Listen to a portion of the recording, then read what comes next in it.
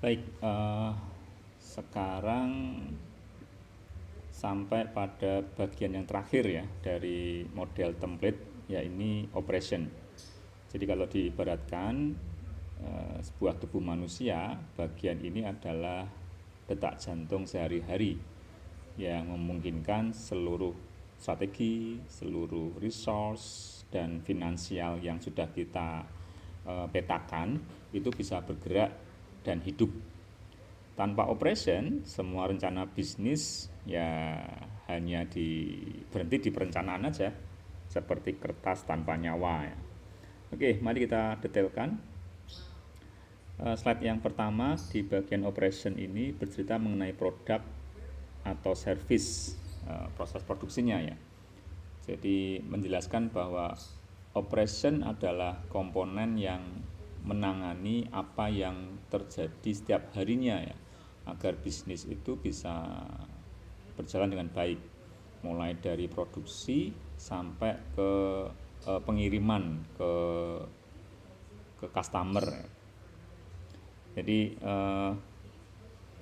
bayangkan saja misalnya kita punya ide startup yang cukup cemerlang, punya investor, punya teknologi, tapi kalau produk kita ini nggak selesai tepat waktu dan tidak bisa kita deliver dengan konsisten, ya tentunya semua semua konteks yang kita rencanakan bisa runtuh ya. Jadi inilah mungkin pentingnya operation ya. Nah, kalau pada bagian production ini merupakan usaha untuk kita mendeskripsikan bagaimana produk itu dibuat, gitu ya. Nah, pada saat ini kita nanti akan ketemu dengan banyak pilihan. Kira-kira produk yang mau kita buat itu, kalau kita jual produk fisik gitu kan ya, itu apakah diproduksi sendiri atau menggunakan kontrak manufaktur, jadi pihak kedua gitu, partner kita misalnya, atau menggunakan outsource provider ya. Nah, keputusan ini akan sangat berdampak nanti di elemen-elemen seperti kualitas produk, kemudian pembiayaan, kemudian mungkin juga fleksibilitas dan resiko. So, jika bisnisnya kita menjual service, mungkin deskripsinya nggak akan secomplicated kalau kita jual produk ya. Kalau itu service, mungkin penjelasannya hanya cukup bagaimana layanan itu deliver dan bagaimana alur prosesnya ya. Nggak serumit kalau itu produk. Ya produk kan ribetnya harus harus menentukan mau dibuat sendiri, mau pakai partner atau nyuruh orang kita subkan lepas gitu aja. Oke. Uh, Berikutnya lagi, ini masalah cara produk sampai ke pelanggan. Jadi pada bagian channel kita harus bisa menjawab produk kita itu nanti sampai ke tangan pelanggan lewat jalur apa.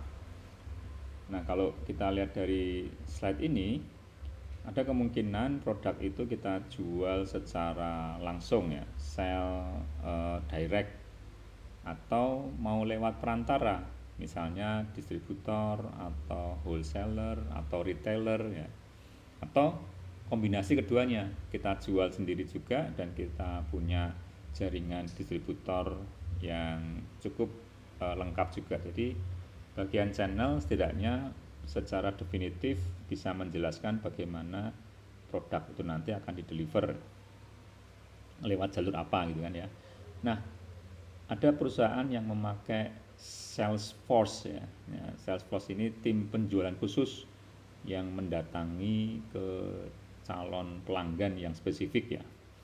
Jadi ini memang mahal, tapi untuk industri tertentu eh, ini bisa jadi sangat penting ya. Jadi mungkin cerita sederhananya gini, kita mungkin bisa bisa membuat produk yang terbaik di dunia ya, tapi kalau channelnya tidak kita create dengan baik, jadi produk itu mungkin tidak akan pernah sampai ke tangan orang-orang yang membutuhkannya, dan berarti itu bisnis nggak jalan ya. Oke. Uh, Bagian yang tidak kalah pentingnya juga ya, ini adalah key partner ya. Ini merupakan bagian akhir dari operation, yakni key partner. Ini sangat penting terutama untuk startup karena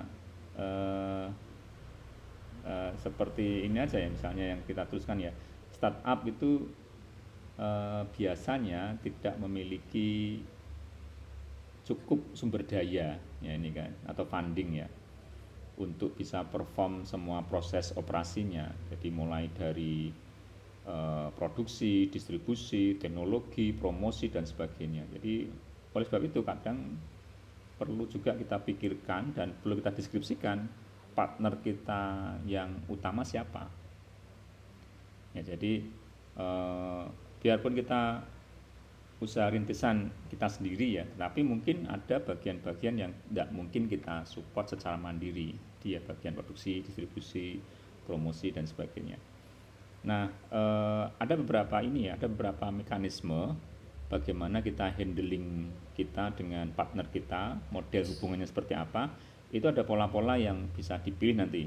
Apakah joint venture, apakah model network, atau konsorsium, atau strategic alliance ya, atau asosiasi dagang gitu misalnya. Jadi ada banyak pilihan. Nanti bisa di clearkan yang dipilih yang mana. Nah, setiap bentuk partnership ini tentu punya struktur dan tujuan serta relationship ya, atau kedekatan yang berbeda-beda ya. Tapi semuanya prinsipnya membantu kita untuk bisa cepat tumbuh dan yang paling utama mengurangi beban kerja kita sendiri ya. Sebagai contoh saja misalnya gini, startup itu bisa dibayangkan seperti pendaki gunung tapi pemula. Jadi tentunya tidak cukup kuat kan kalau semua barang dibawa sendirian. Nah, kayak porter lah gitu kan. Nah, kita butuh partner. Partner kita itu ya porter-porter yang bawain barang-barang kita. Nah, orang yang sudah tahu jalurnya, yang punya peralatan lengkapnya, atau yang tadi yang bisa membawa beban lebih banyak lagi supaya kita bisa sampai ke puncak gunung tanpa exhausted ya, tanpa kecapean gitu. Nah, itu kira-kira gambaran mengenai template-nya dari Beringer Island. Jadi bagian operation ini adalah tempat di mana ide berubah menjadi action atau tindakan. Disinilah kira-kira model bisnis kita itu akan diuji, benar-benar bisa jalan enggak, dengan cara gimana ya, dengan cara di produksinya bagaimana, channel distribusinya itu seperti apa, dan key partnernya itu siapa. Jadi operation ini memastikan seluruh model bisnis bergerak dengan ritme yang stabil. Oke, demikian kira-kira paparan mengenai 4 elemen dari template model bisnis versi Beringer Island.